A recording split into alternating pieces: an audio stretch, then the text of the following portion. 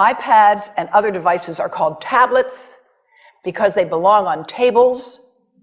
They are tested 20 centimeters away from that big guy that I showed you before. 20 centimeters away. They are not approved to be held in the laps of little children, although millions of kids are having them now in schools because the people involved in educational technology and those involved in public health research are not talking to one another. Because if they were, they would understand that you're giving children a two-way microwave radiating device, and if you must give them such a device for learning purposes, put it on airplane mode so that it's not sending and receiving signals as it does otherwise. Now, this is some new modeling, again, that we've developed with colleagues in Brazil, and we can share with you how we've done it.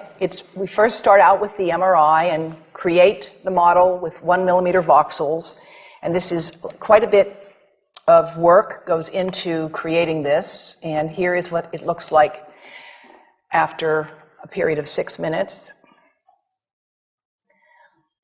And that's really not as bad as it might look, because you see the red area only gets partway through the eye of the adult, right?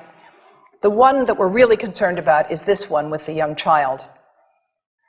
And this is a 3-year-old brain that we modeled. And you see that by the end of that 6-minute call, the peak radiation, yellow and red, is getting all the way into almost both eyes. And again, this is one call, and it's not going to kill anybody. It may not cause any biological effect whatsoever for 1 call or 2 calls or 3 calls. But the question is, what's the cumulative impact of this kind of exposure? How do we evaluate it? And I want to show you an example of some of the work that we are doing now that I'm releasing here for the first time. And this is a modeled microwave radiation dose of a 6-year-old with greater levels to the frontal and temporal lobes, eyes and cheek. And watch this here. Now, yellow, white, and red are the hottest, all right? And if you look carefully, you will see it's going into the eye, the nose. Do it again, just so you'll get to see it. And partly into the brainstem. Now, that's just showing you that there's going to be some exposure into that area of a young head. It doesn't tell you that there's any biological effect, right? Now, the next slide is going to show you something that might be of interest to students and faculty here. And that has to do with exposure to the reproductive organs. We call them the gonads. I think you say the testicles. And bone marrow. And look here at the radiation as it gets into the groin area.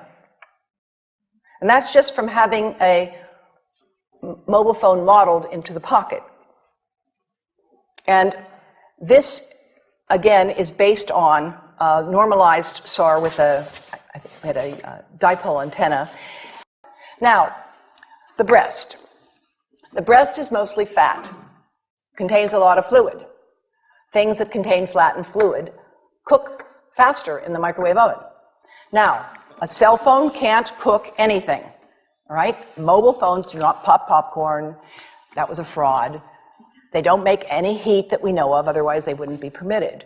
But they do go through things that contain fat and fluid. And we are now working at Environmental Health Trust with scientists at the University of California, San Francisco, scientists at formerly the president of the American Cancer Society of California, because we are seeing women who keep cell phones in their bras. Has anyone seen a woman put a cell phone in her bra? Hands up, please.